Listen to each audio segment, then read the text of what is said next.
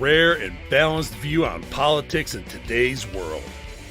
Based on facts, born of rationality, common sense, and logic, providing context on today's events, this is American Perspective with Rick Thomas.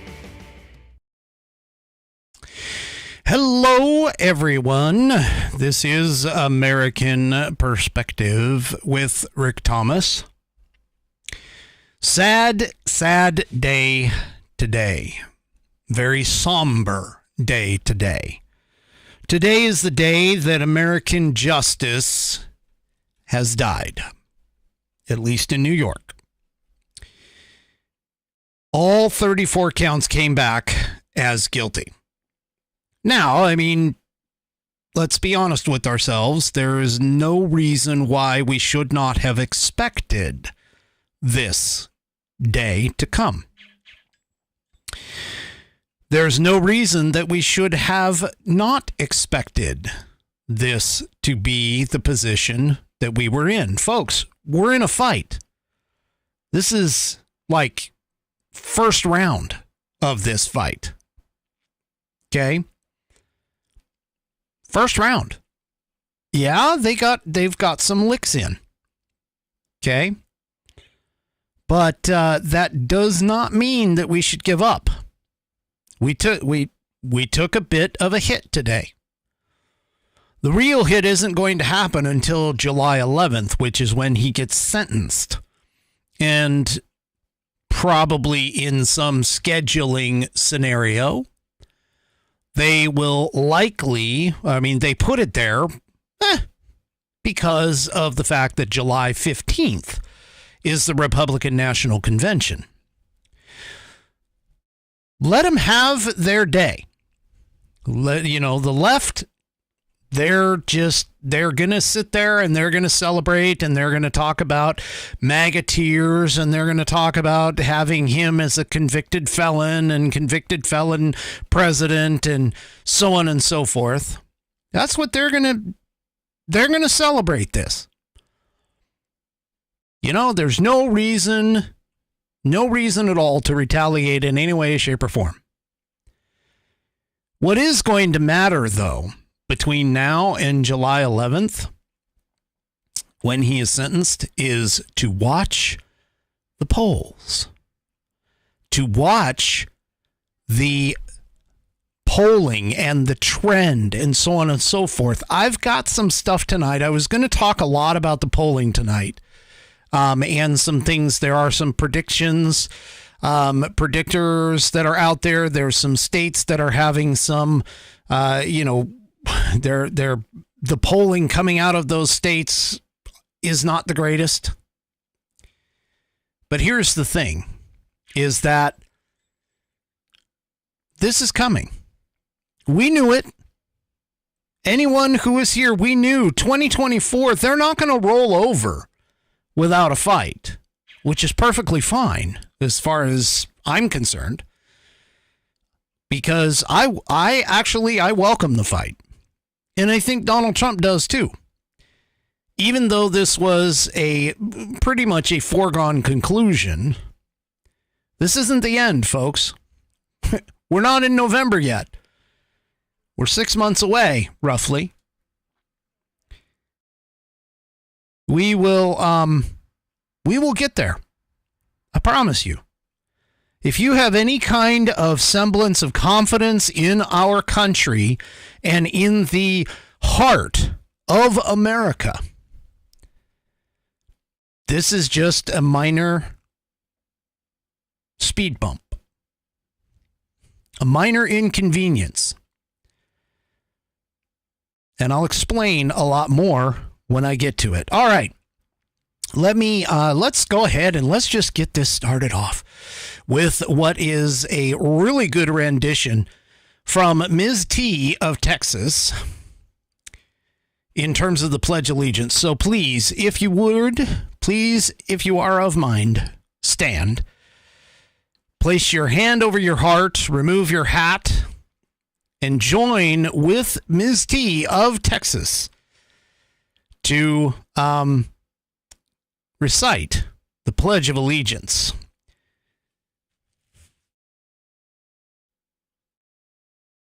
pledge allegiance to the flag of the United States of America and to the republic for which it stands, one nation, under God, indivisible, with liberty and justice for all.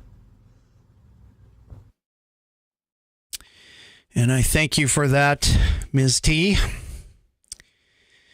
And, of course, if you are of mind to have your Pledge of Allegiance said right here on the program, go ahead and record yourself saying the Pledge of Allegiance in your style and send it to me at fans@americanperspective.online. That's fans, F-A-N-S, at americanperspective.online.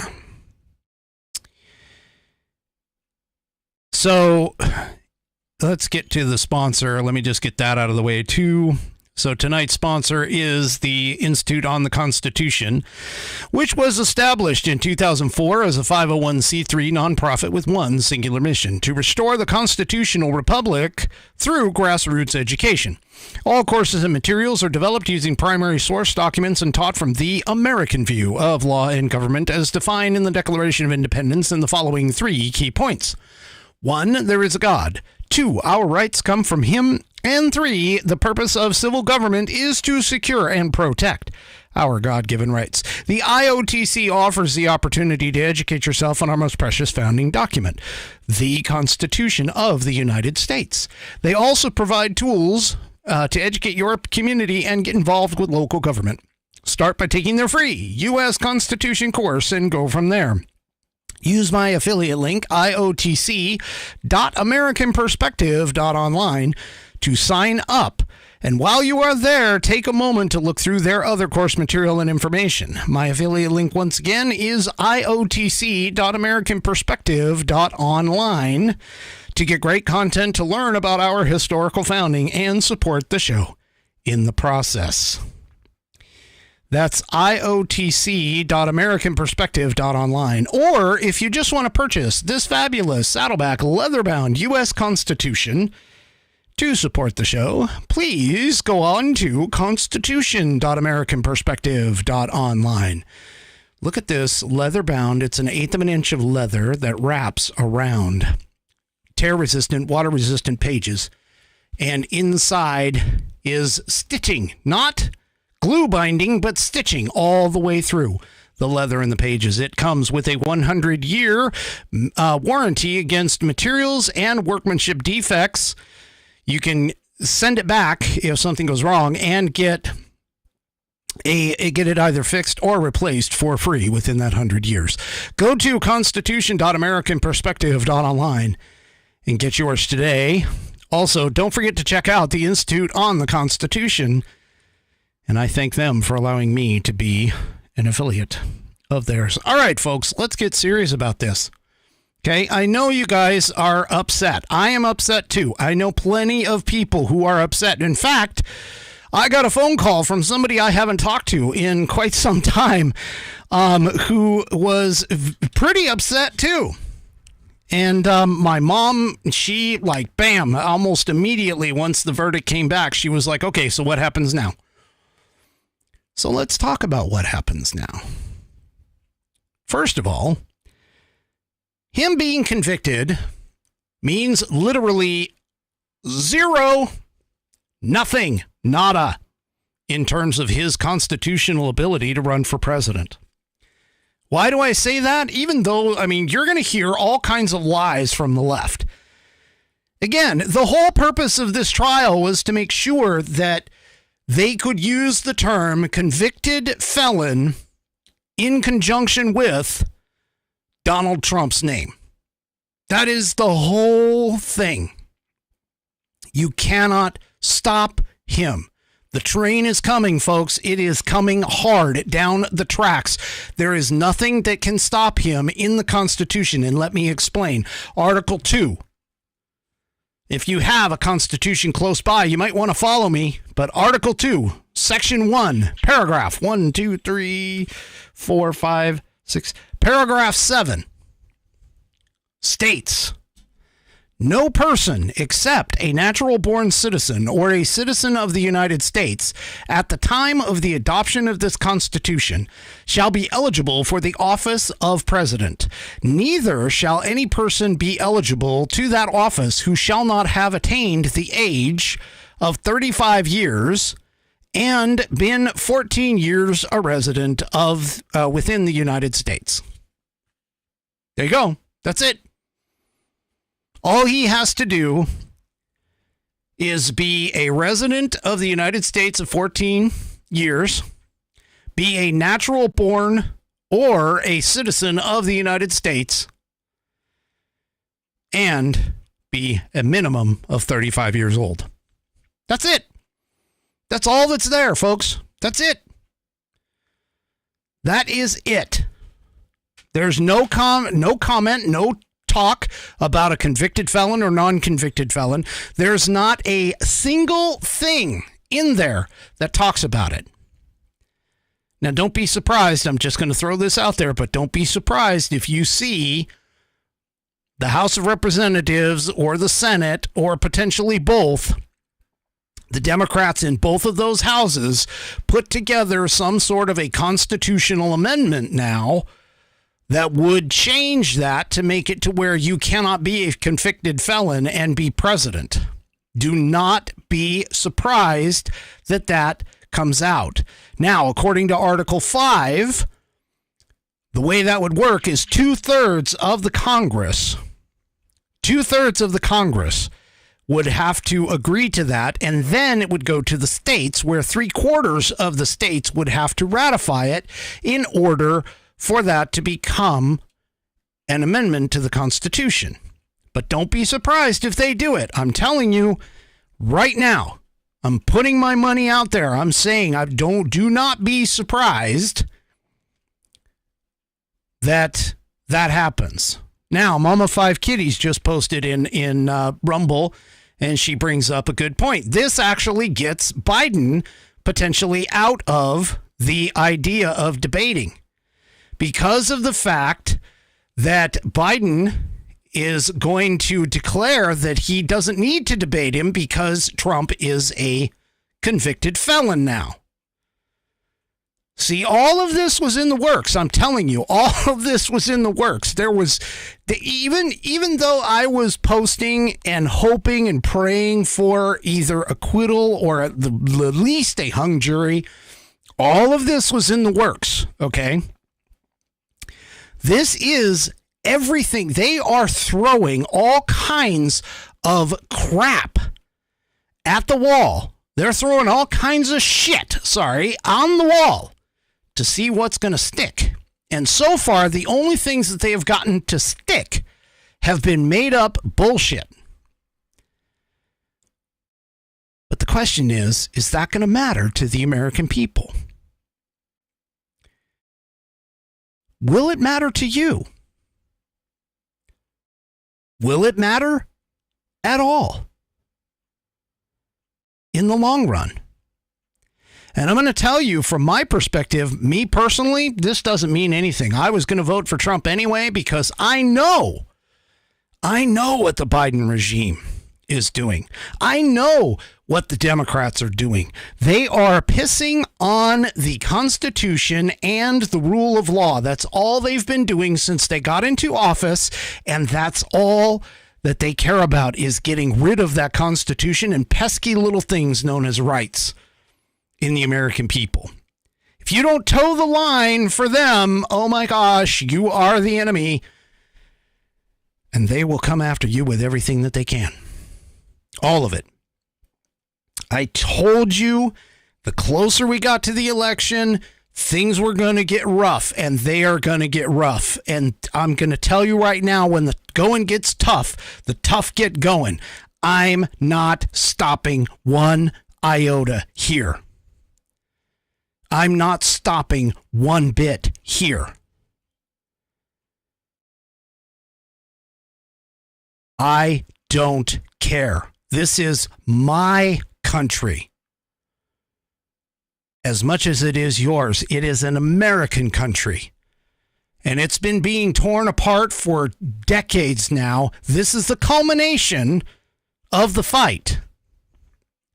This is the beginning of the culmination of the fight for this country, for the soul, the heart, the principles, the values, everything that we hold dear comes down to this 2024 election. I am telling you this right now. If you are a conservative in any way, shape, or form, if you are an American in any way, shape, or form within the sound of my voice or within the visual of this video, you have got to get in the fight. You are not going to be able to stand on the sidelines anymore. If you have any question as to whether or not, you know what, I'm not going to vote in this election, it's just really, I don't really like either one of them, then you are now declared yourself the enemy. And the reason being is because of the fact that this country right now is at the crux of whether or not we are going to continue on as a country as we knew it back with the American values, principles, and ethics, morals, integrity, all the stuff that wraps up into America. We cannot allow that to fail. And our first step is to make sure that we do everything we can to get Republicans elected, get rid of the Democrats. And I'm not talking about the rhinos. Okay? Just because they have a Republican behind their name doesn't mean anything. We have to go after and elect real Americans who believe in America, who believe in her values, and believe in her systems of government, and as they are written in the Constitution. That is what we need to do. And we all need to stand up and fight for what this country stands for. Because as Ronald Reagan once famously said, freedom is just one generation from being destroyed. And it is our time. This is our time, people. We need to stand up. We need to make sure that we are the voice that everyone hears. It is no longer the silent majority. We need to be the loud and boisterous majority. We need to take our country back because as of right now, it is on the downward slide, slippery slope, going away. And if you stand on the sidelines and allow it to happen, you're not on my side. We are either going to come back with our shields held high, or we will come back with them underneath us. There is no way that I am going to allow this country to just slip away without fighting for it. But that starts on the battlefields of the elections first.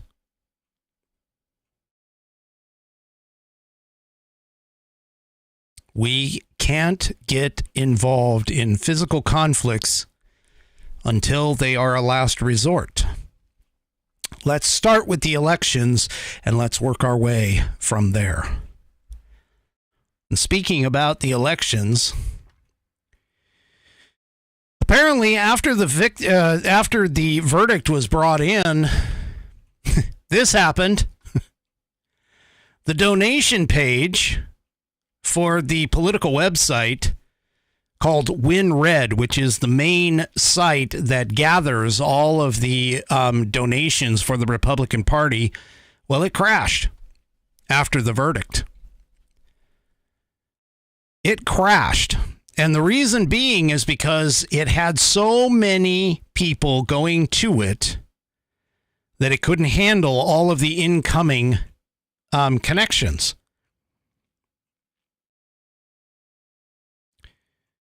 It got overwhelmed.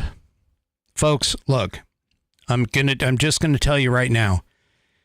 if this is any indication as to how many people are really pissed off about this, okay?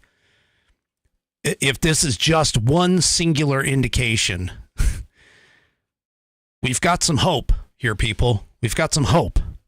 Now, that being said, I don't know what their capacity was. I don't have any idea of what the background was, how robust the system was built. But that being said, okay, there are polls that are out, like this one from this piece is from the Washington Examiner, where they were polling folks and asking them, hey, if the hush money verdict comes in and it's against Trump, is it unlikely to sway your vote?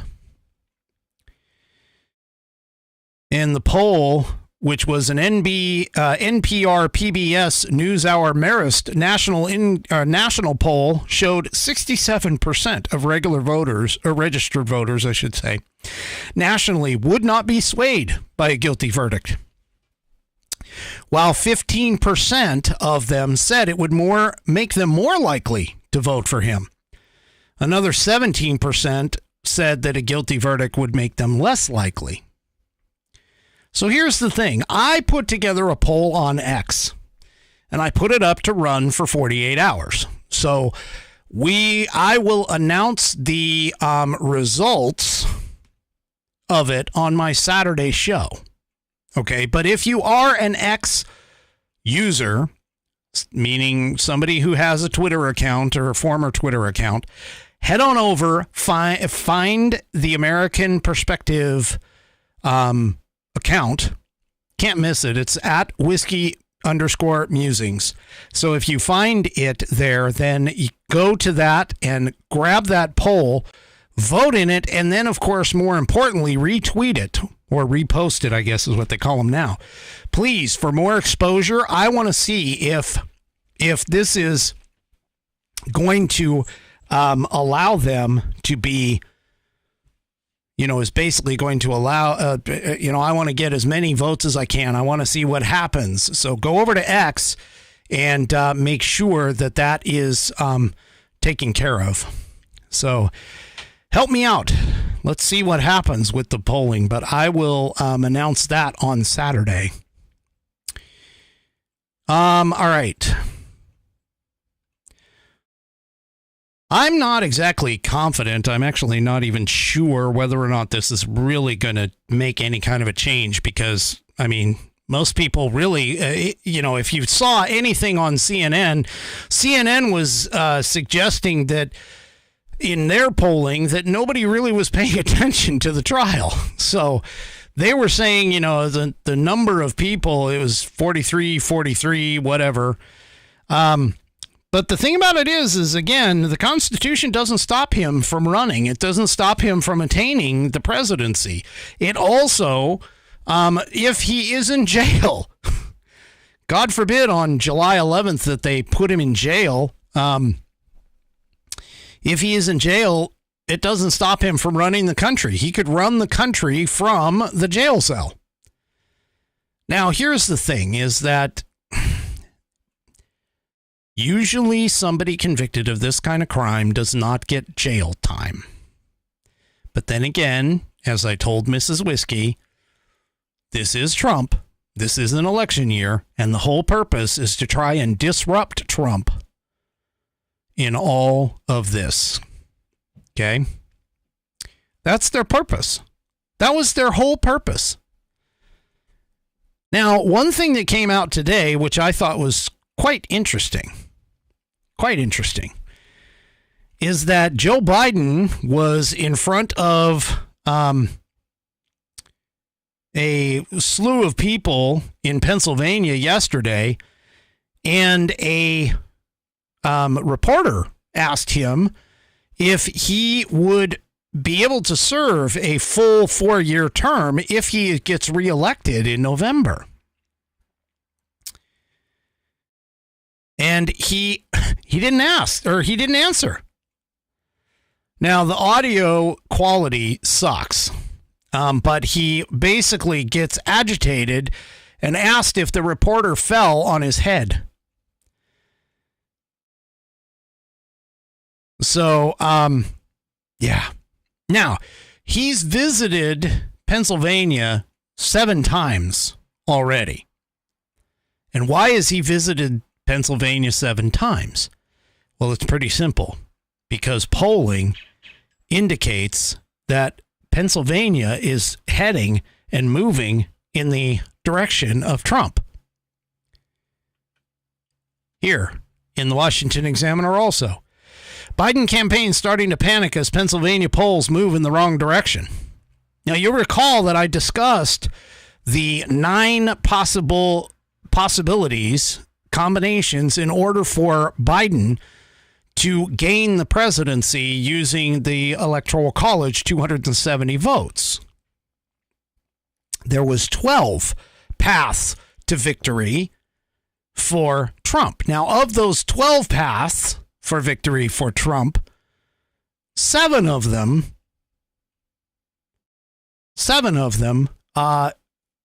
include Pennsylvania. So a little over half of the pathways for President Trump to gain the 270 Electoral College votes needed would run through Pennsylvania. So this is a positive thing.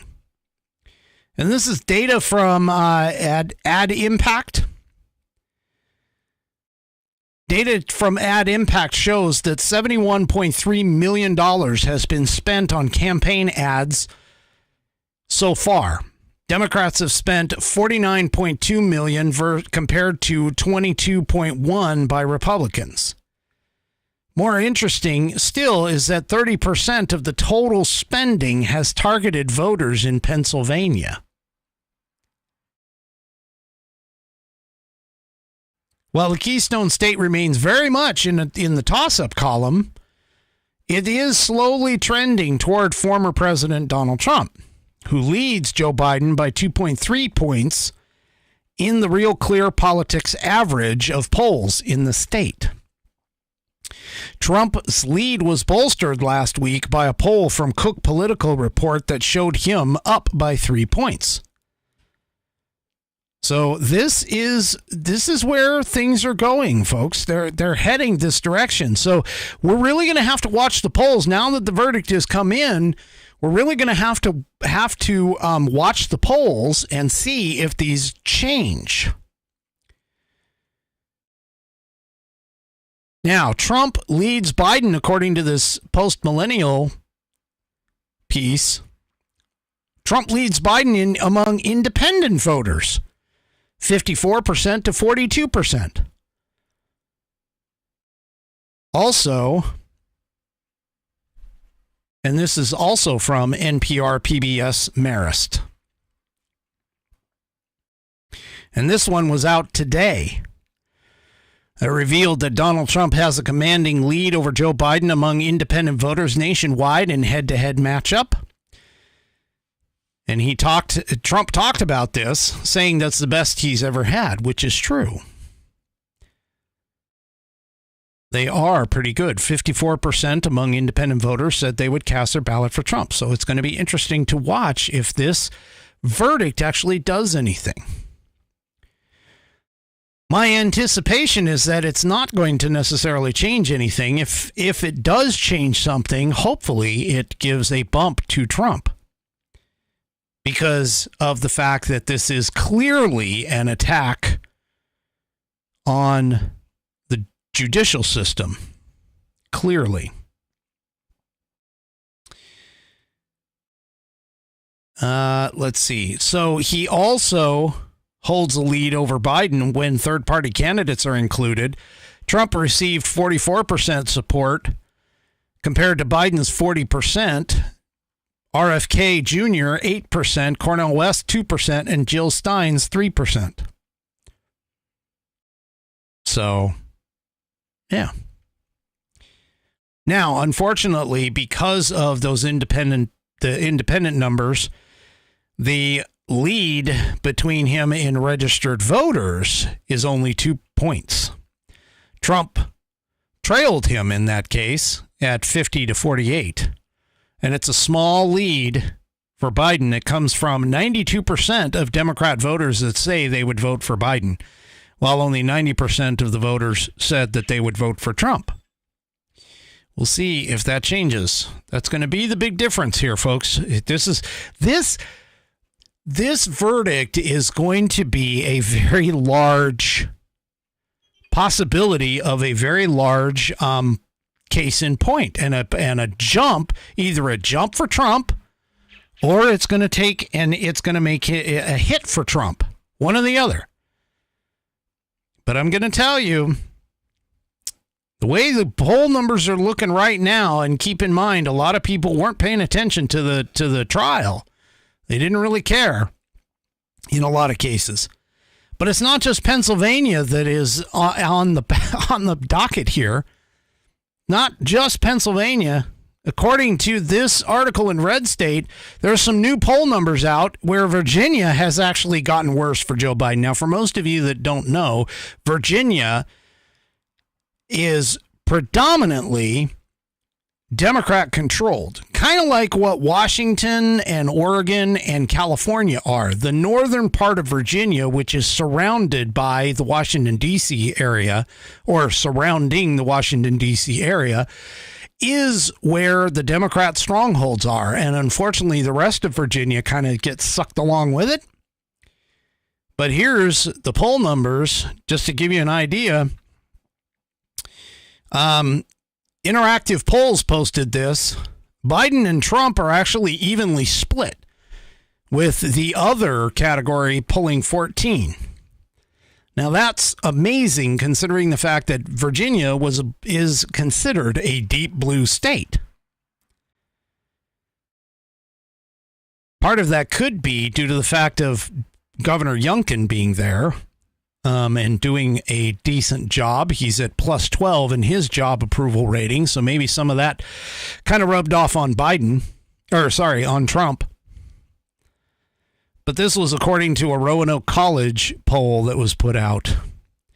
This is dangerous, folks. When you start seeing deep blue states potentially going the opposite direction or turning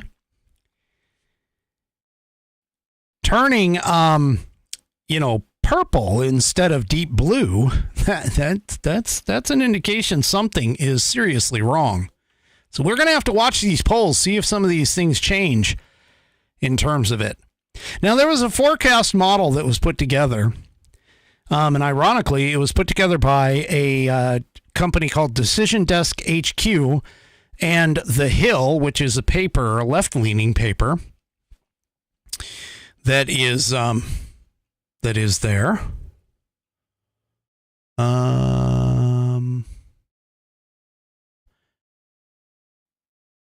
So anyway.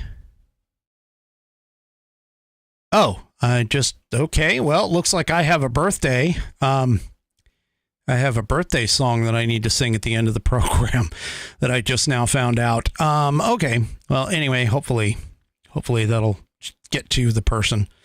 But remind me to make sure I do that before we leave. So this, let me get back to this.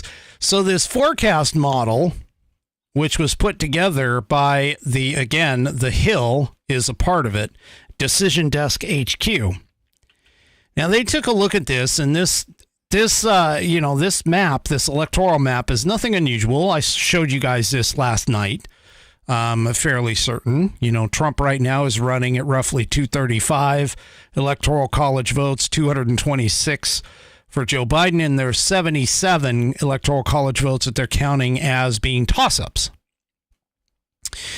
But they ran through some choices here, and it looks like the prediction for Donald Trump to win the presidency is about 56%.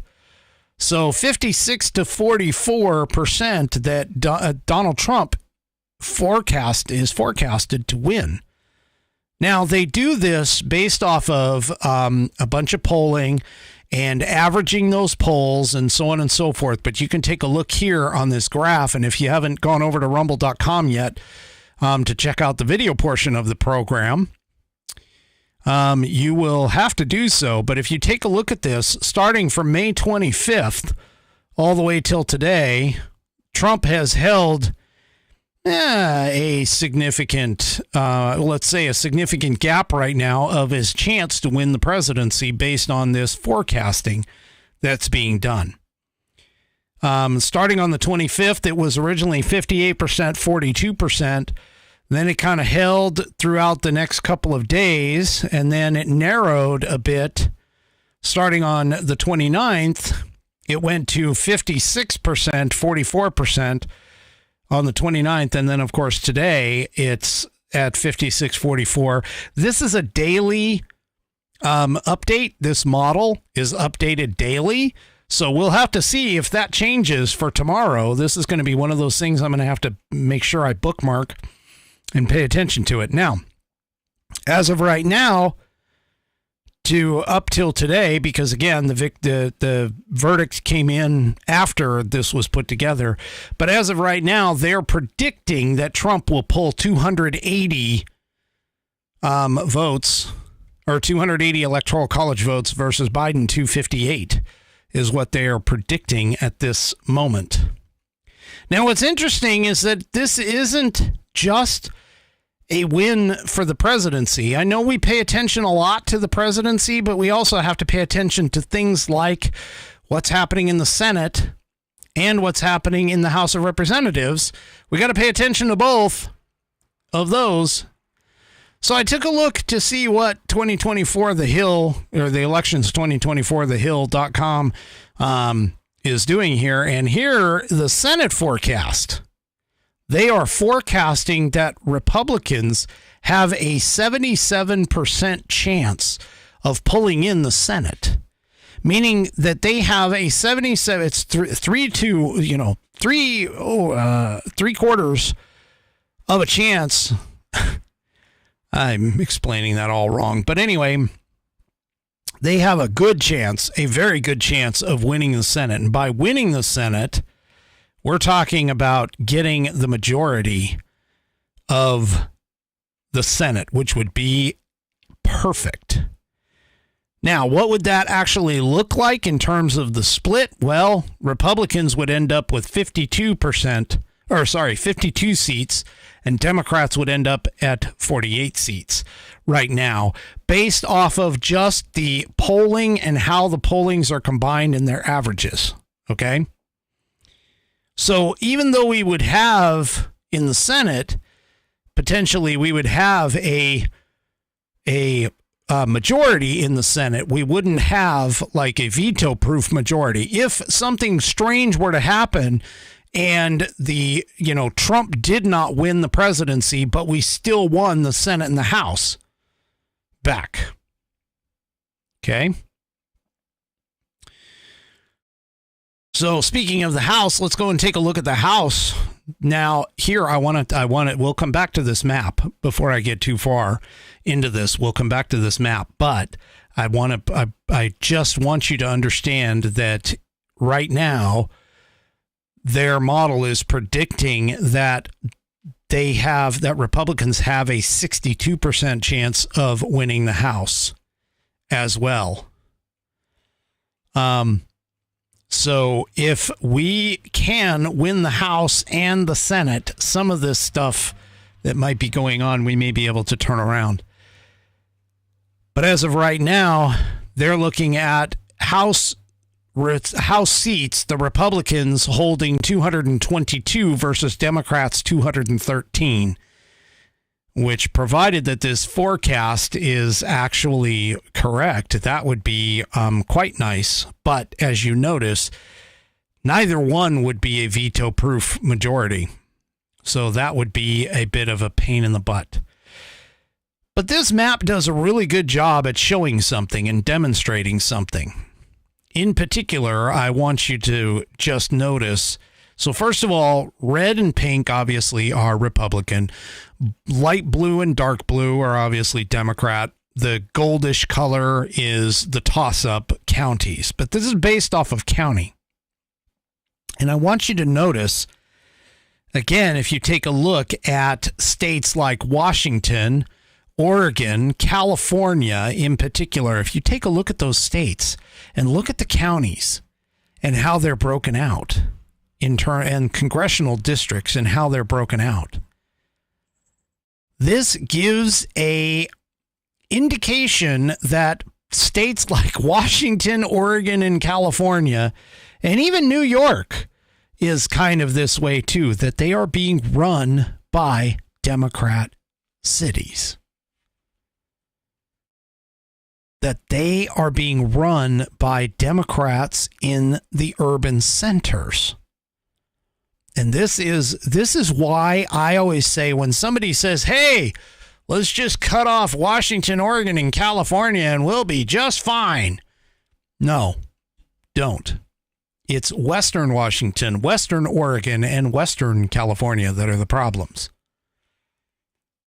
This is a great map to illustrate that, because if you start to notice, even places like Colorado, take a look at Colorado right here in the middle of the state.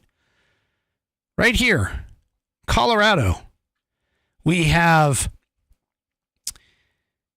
2 congressional districts that are Democrat, that are safe Democrat, but yet the entire state is considered a blue state.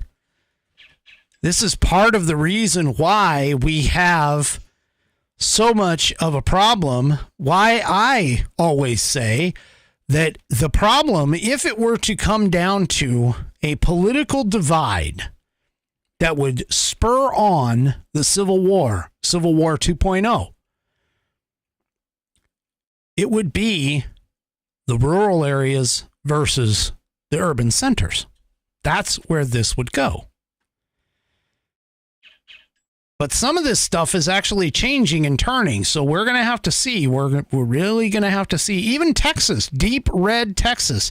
If you take a look, you can see the Dallas-Fort Worth area is Dem.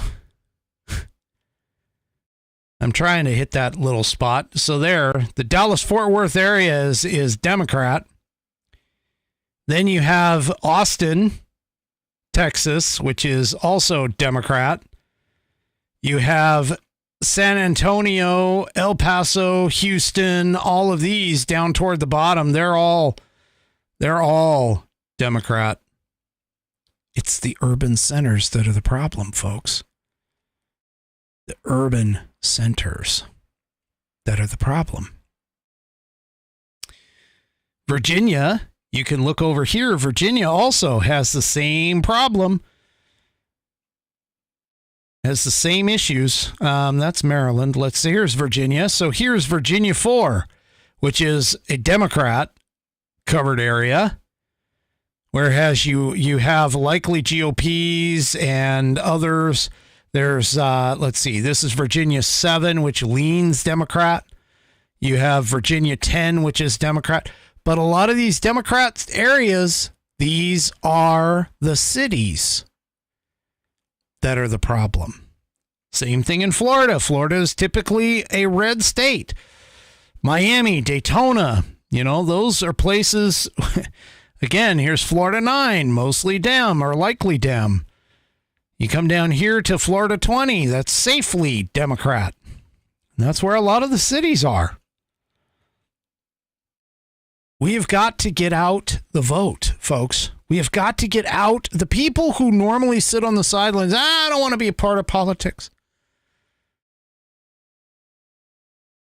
We have to get out the vote. You have to encourage people that you know. You have to post on social media. You've got to bring to light all of the crap that the Democrats are bringing ahead to us. This is no longer a sit on the sidelines fight, people. This is one that we have to get involved with. This is one that we can't, if you have any inkling of wanting to save this country in any way, shape, or form, this isn't saving it from Trump. This is saving it from the Democrat Marxist leftists. That's who we are up against. All right. So here's the thing, is that Now that he's convicted, what's next? What do we have next? Well, a couple legal eagles on Fox kind of covered it. And Trey Gowdy, in particular, breaks down, also broke down the possibility of a active sentence. But the guilty verdict essentially means that we have to wait until July 11th to find out whether or not he's going to serve any kind of prison time. But again, as I've already pointed out, prison time is not going to necessarily stop him from running for president. Even if he goes to jail, that doesn't stop him. Now, a couple of people, and again, this goes against all the legal pundits have all been talking about how there's no way this case has just been a completely made up case, and just, I mean, they all are like, oh no, there's no way, there's reasonable doubt all over this, so on and so forth. Yeah. So, sorry, I was reading some of the comments. So the fact of the matter is that, even if you look at, there's a lot of people who are, a lot of pundits, legal experts who are all saying that if it wasn't Trump, he wouldn't have been charged like this. And yes, Tommy, he does get the opportunity to appeal, but here's the thing, is that the appeal is going to take time. And again, as I pointed out yesterday, that even if he gets convicted, his appeal is going to take time, and that's not what the Democrats cared about. They don't care if he gets it overturned. They don't care.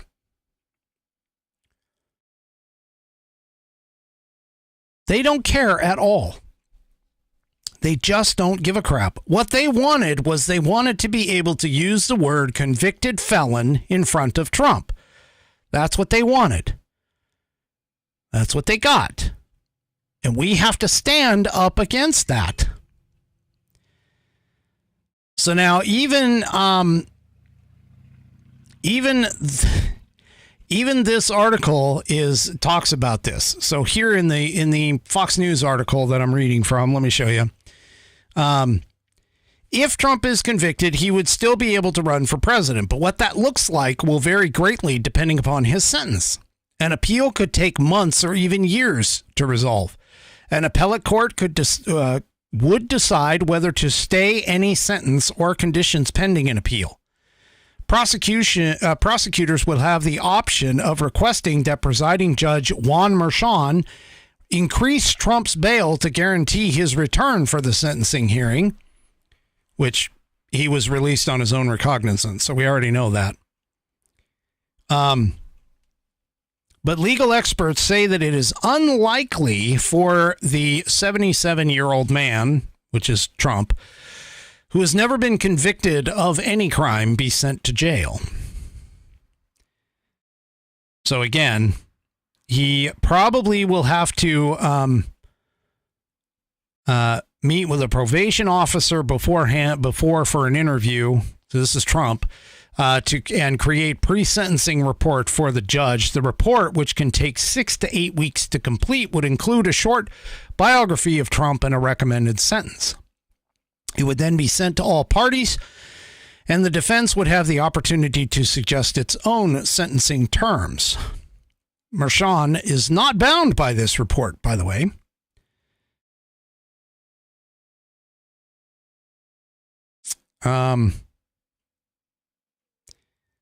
So let's see let me just see. I'm kind of skimming this a little bit.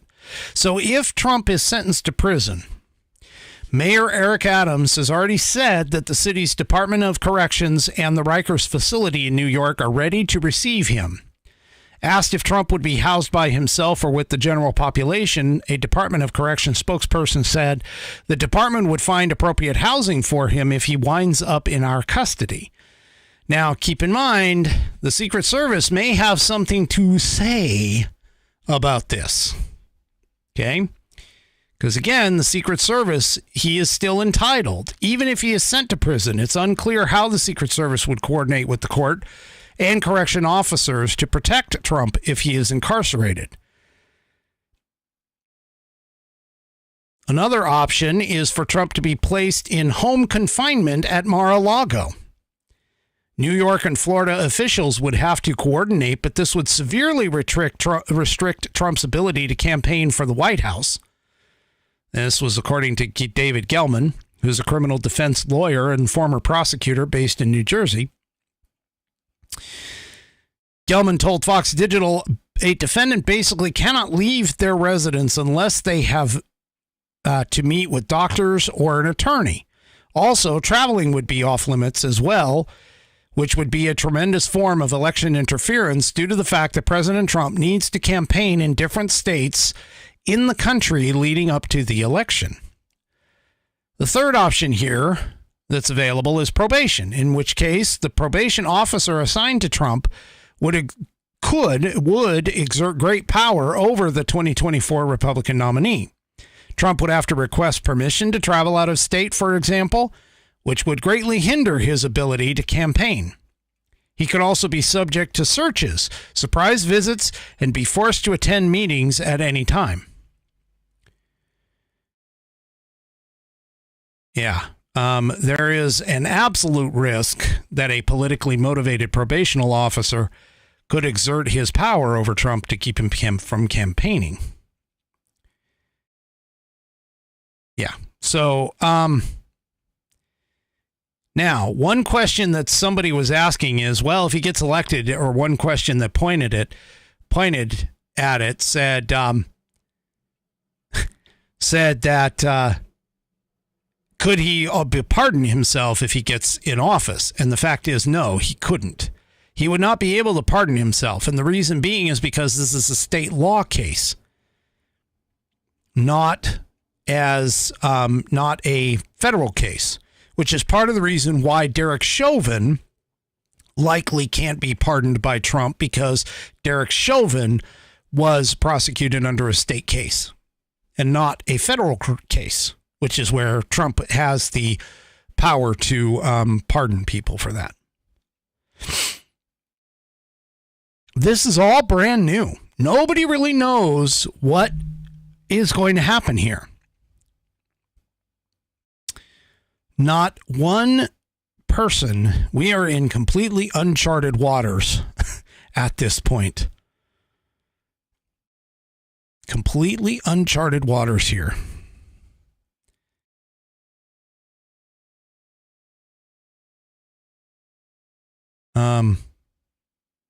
Now, I have one other poll that, excuse me for a second. I have one other poll that really kind of,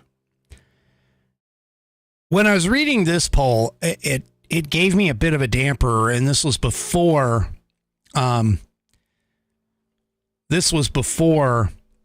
the verdict came down. And this is actually really kind of sad, to be honest with you. But it sort of gives an indication as to why the country is in the position that it's in, honestly. And I really wish there'd be a way to work around this, but I'm hoping that maybe some of what's going on makes a change out of this. But this is really important for us to be able to continue this country along its veins because of the fact that we are getting older. I know I'm getting older. I'm eventually going to pass, and we are passing the baton to a young group of new people. And the thing about it is that These, I think, are part of a byproduct of the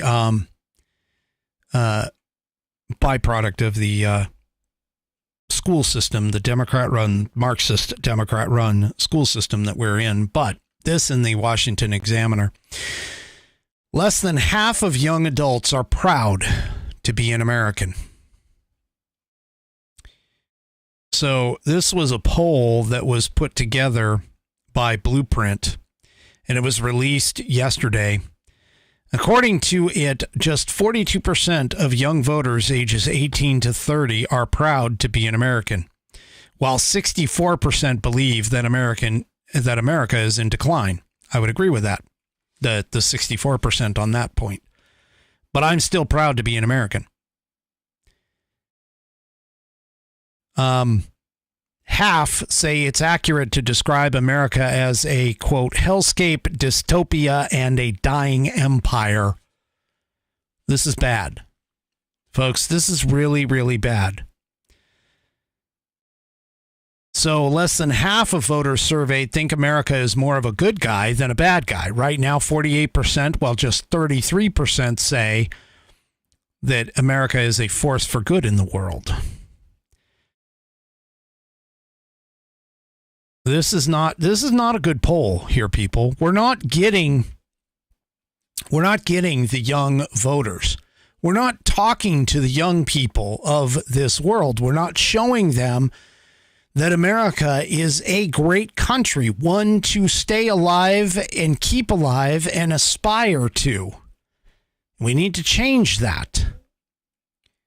We need to find a way to change that. And as of right now, when you look at something like this, I mean, this guy, Trump getting convicted on bullshit charges that were just made up just for this particular case. Same thing, by the way, with the E. Jean Carroll particular situation. That was all crap. That was all made up just to get this guy. But this poll and this particular scenario, yeah, this doesn't look good. This doesn't bode well for us. America being in decline, 64% agree, 10% disagree. American systems of power are built on the marginalization of minorities, 53% agreed, 12% disagreed. Black and African American people face systemic disadvantages in America. 56% agreed, 17% disagreed.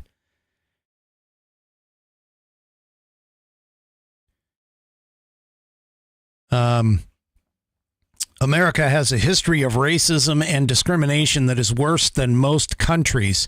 55% agreed, 16% disagreed. That's a bunch of crap. That question, but that's what we're dealing with here with these young people. They have no idea the number of, and even now, lefties and Democrats keep saying that the Republicans are the ones that have been consistently racist and consistently against black people, when it's the Democrats who've done that throughout history. The Democrats, they voted against the Civil Rights Act. In fact, Joe freaking Biden was part of the filibuster in order to stop the passing of the Civil Rights Act. That's how long that asshole's been in government service. He was part of the filibuster as a senator to stop the Civil Rights Act to go through.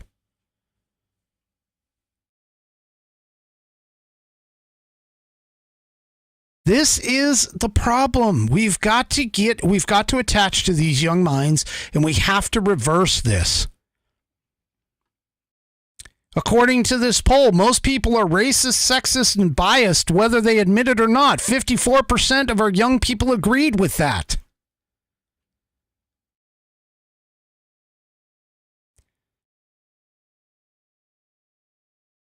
America is at risk of becoming a fascist country. 48% agreed. 13% did not.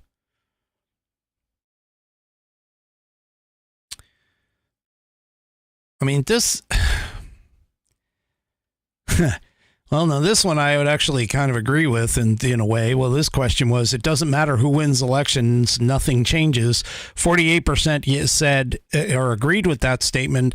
26% disagreed with it. And this is really sad. I would rather be, or actually, I take that back. This one's actually a positive sign. I would rather be born in America than any other country in the world.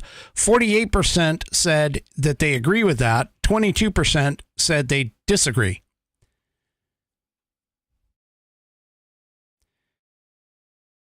It's polls like this that make things really, really, really sort of depressing. We've got to change this around, people. We cannot lose this fight. We cannot lose where we are in this fight. We just can't. Period. Can't lose. So you're going to have to pick a side. There's just no two ways about it. You can't stand on the sidelines. You have to pick a side, and we have to get involved. We can no longer stand on the sidelines and look at politics and think, yeah, you know what? I can't talk politics anymore. I can't talk politics with people. We have to. We have no other choice, because pretty soon, and it's coming fast, we're going to wake up and there won't be an America anymore. There won't be a bastion of freedom, a lighthouse for all of the rest of the world to see. So take the time tonight, be depressed, drink if you need to, or whatever it is that you're planning on doing. Okay? Whatever it is that you're planning on drowning your sorrows in, and tomorrow get ready to wake up and start the fight all over again. Because I will. I'm going to be here tomorrow. I don't care what the verdict said. I don't care what they say at all, because more than half of what they talk about is all lies anyway. But we can't stand on the sidelines anymore, and we can't let these people run us over. We have to fight back with courage, truth, facts, evidence. We have to be able to put this down, because in November, there is no going back. All right. That, my friends, is the end of the program for tonight. I will be back tomorrow with another message, hopefully a little bit more positive, but with another message right here on American Perspective. Do me a favor, if you haven't gone over to rumble.com already and signed up for an account, and then, of course, followed the American Perspective channel, do so now. Get notified whenever I go live. That is the best way to do it. Also, if you're not following me on the socials, you can do that as well. And don't forget, if you're an X user, please find my account. My handle is at whiskey_musings. It's a holdover, but at whiskey_musings. You can find me there. Vote in that poll and retweet that poll so that we can get bigger exposure. I'll see you tomorrow night, 5 p.m. Pacific, 8 p.m. Eastern Time, right here on American Perspective. Take a deep breath. Tomorrow is another day. And good night, everybody. The previous broadcast was produced and is owned by Active Eye Media LLC. All rights reserved.